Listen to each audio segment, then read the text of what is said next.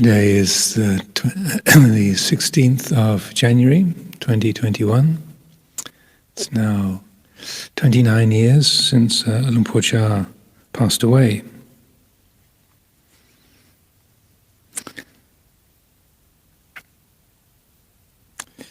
A devout elderly lady from a nearby province came on a pilgrimage to Wat Pah Pong. She told Ajahn Chah she could stay only a short time, as she had to return to take care of her grandchildren. And, since she was an old lady, she asked if he could please give her a brief Dhamma talk. Ajahn Chah replied with great force, "Hey, listen, there's no one here, just this, no owner, no one to be old, to be young, to be good or bad, weak or strong. Just this, that's all. Just various elements of nature going their own way, all empty. No one born and no one to die. Those who speak of birth and death are speaking the language of ignorant children. In the language of the heart, of Dhamma, there are no such things as birth and death."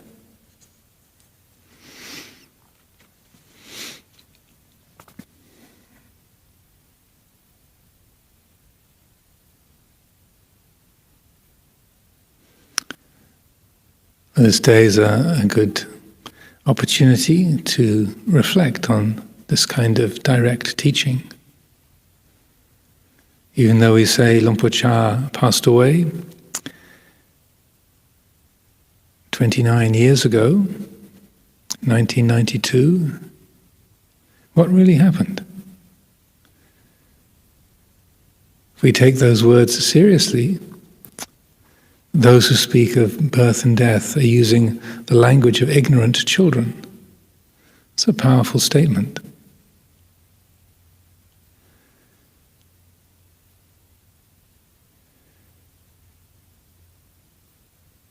This is a good opportunity to take these words to heart.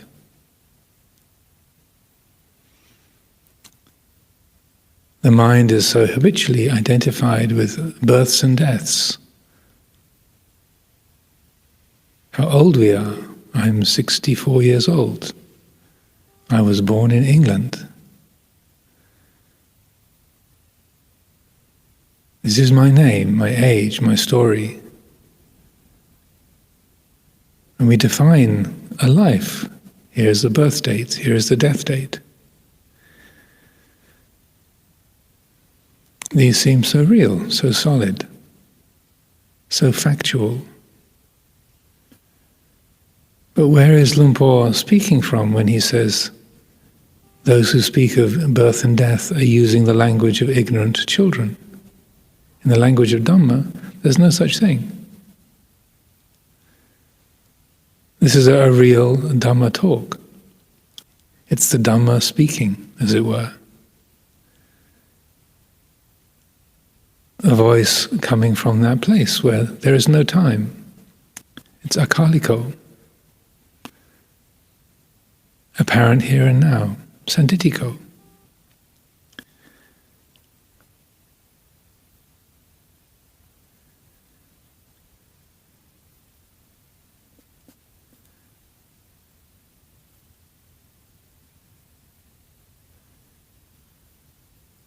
To reflect in this way is to challenge very directly, very clearly, the habits of self-view, the habits of conceit, mana.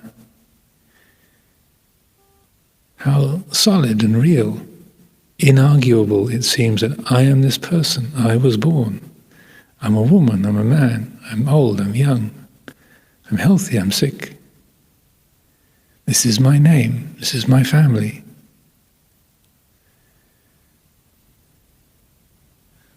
The reason why stream entry is called a change of lineage, the Gotrabhu, the Gotra, your lineage changes from being, these are my biological parents, this is where I came from. There's a change of vision, a revisioning to see that more accurately, the source of what we are, what is the Dhamma itself. Born of the Dhamma, Dhamma Jati, rather than born of Mr. and Mrs. Horner, or whoever our parents might have been.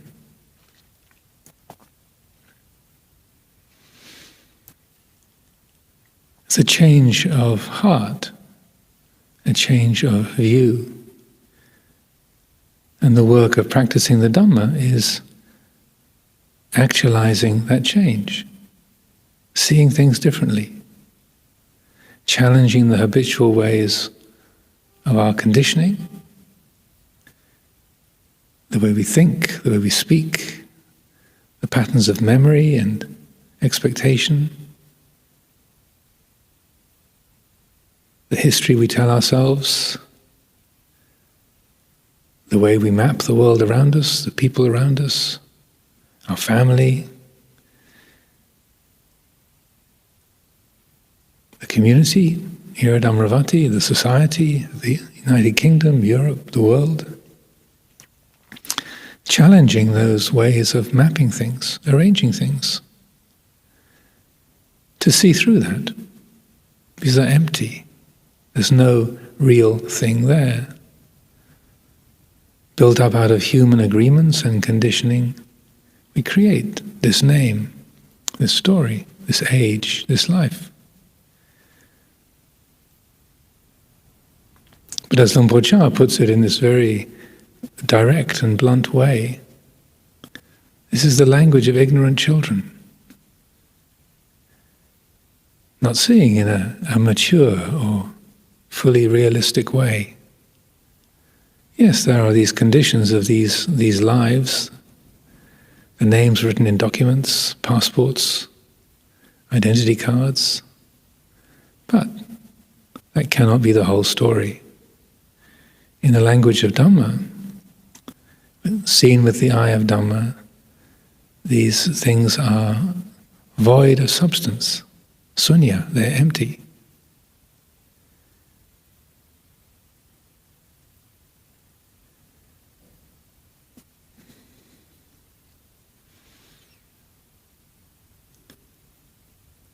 The development of insight, Vipassana, is built around this challenging of attachment and identification with the five khandhas. I am the body, I am the personality. That's the very first of the 10 fetters, the obstacles to liberation. Sakkaya Ditthi, self-view. I am a body. I'm a woman, I'm a man. I'm so many years old. I'm thin. I'm medium-sized. I'm large. I'm short. I'm tall. I'm dark. I'm light. I'm healthy. I'm sick. All those I ams is Sakkaya Ditthi, the view of the real body. Sa, true or real. Kaya, body. Ditthi, the view. So Vipassana meditation, the development of inquiry, exploration, investigation, challenges those assumptions, deliberately says, is that so? That which knows masculinity, is that male? That which knows femininity, is that female? That which knows the human form, the human life, arising and passing, is that human? Is it a person?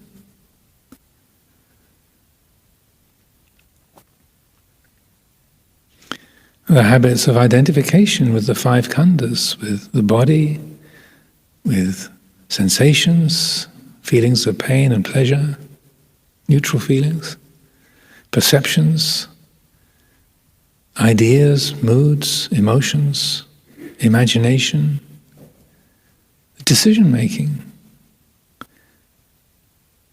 the very act of cognizing, discriminative consciousness, discerning and discriminating between one thing and another. These seem so real, so personal. I feel, I think, I hear, I understand, I don't understand. But I am this person. This is me.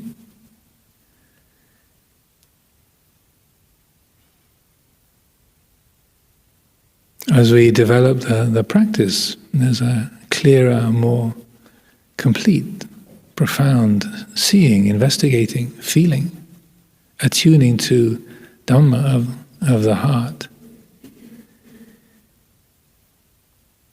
Those qualities are seen as transparent. That I-ness and me-ness and my-ness, that ahankara, I-making, and mamankara, mine-making, they're seen as deceptive, like a conjurer's trick. It's a seeming and appearing, but that's just the realm of appearances.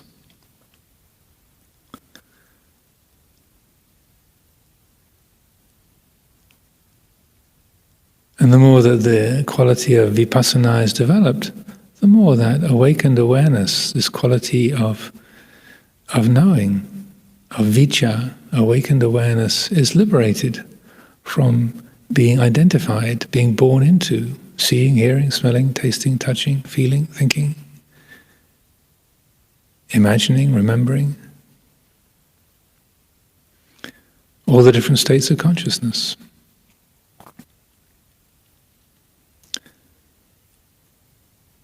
In the dialogue the Buddha had with the bhikkhu Anuradha, he questions him. He says, can you say that the Tathagata is the five khandhas? No, Venerable Sir.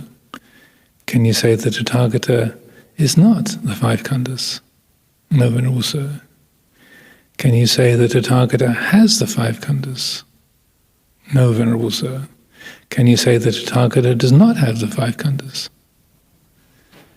No, Venerable Sir. Can you say that the Tathagata is outside the five khandhas? No, Venerable Sir. Can you say that the Tathagata is in the five khandhas? No, can't say that either.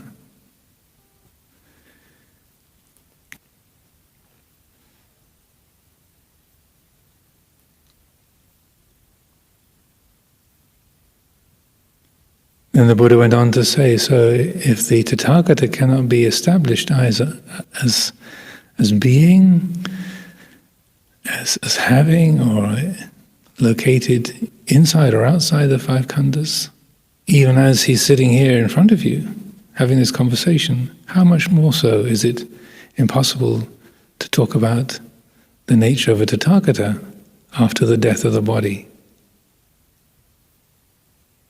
Words fall down, they collapse, they have no value. So if the Tathagata is unapprehendable, here and now, sitting right there in front of the bhikkhu Anuradha, if you cannot apprehend, cannot really define what that quality of the Buddha, the Buddho, the Tathagata, that awakened awareness, you can't pin it down. Even as he's sitting there having a conversation, how much more so after the death of the body can nothing be said?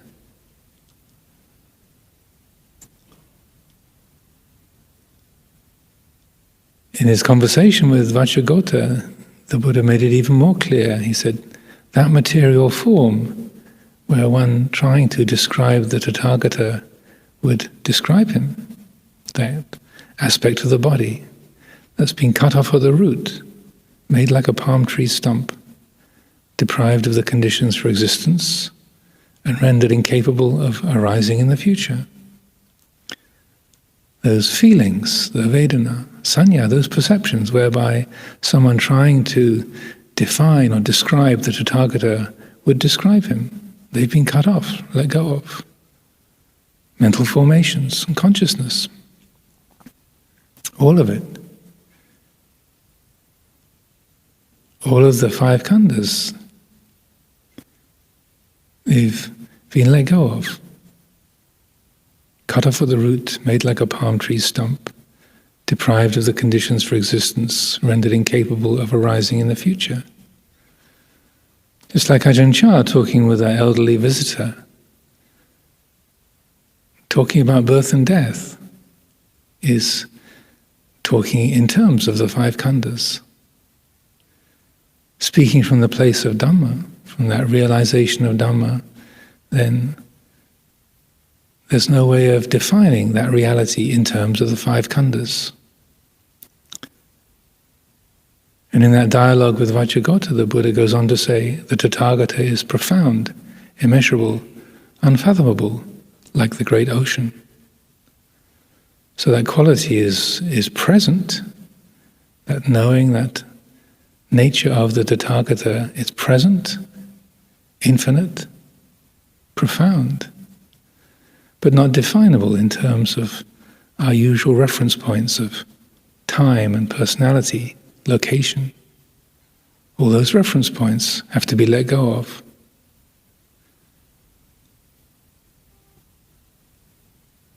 So when we say Lumpur Cha passed away, say, well, the body died, but for a long time, the mind, the heart had ceased to be identified, attached to the body, the five khandhas. So the body passed away, the body died, the elements broke up, and we greatly respect the life, the incredible wisdom and kindness that Lumpur Cha brought into the world. But when people ask, well, where has he gone? Then the only appropriate answer is to say, well, where does not apply. He does not apply. Gone doesn't apply.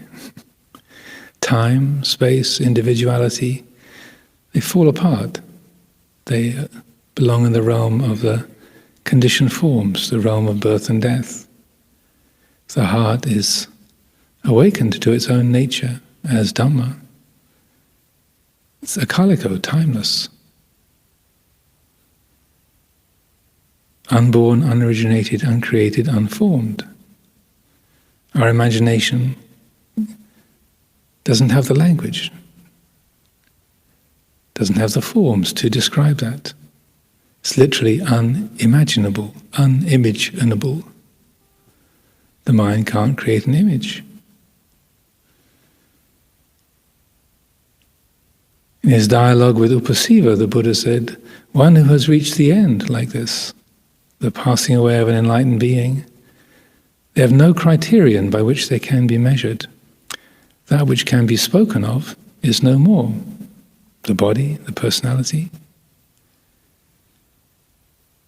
You cannot say they do not exist, but when all modes of being, all phenomena have been removed, all means of speaking have gone too.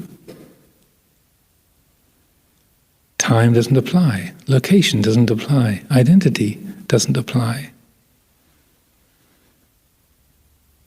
So this is one of the reasons why the Buddha never used any kind of description or concept or talked about, quote, what happens to an enlightened being at the death of the body.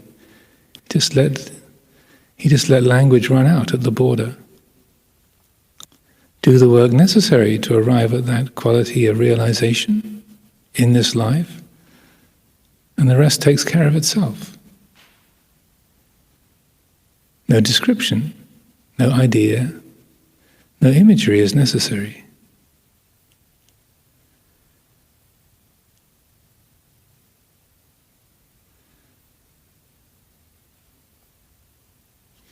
That we can use today as an opportunity to reflect on the life and teachings of Lumpur Cha, our inheritance that we've received from him, but also to use this as an opportunity to look at how we create this life of ours, our name, our story, our body, our feelings, our perceptions, how solid and how real we make them. The ups and downs we experience, all the births and deaths, how solid, how real, how valid they seem. But to take Lumpur Cha's words to heart, to speak of birth and death is to use the language of ignorant children. Yes, we have ups and downs. Yes, there's pain and pleasure. Things begin and end. But when the heart embodies its own nature as Dhamma, all that is seen in perspective. It knows birth and death, but it's not limited by birth and death. It knows pleasure and pain, gain and loss, praise and criticism, but it's not bound or defined by any of that. It's awake, totally free, perfectly peaceful.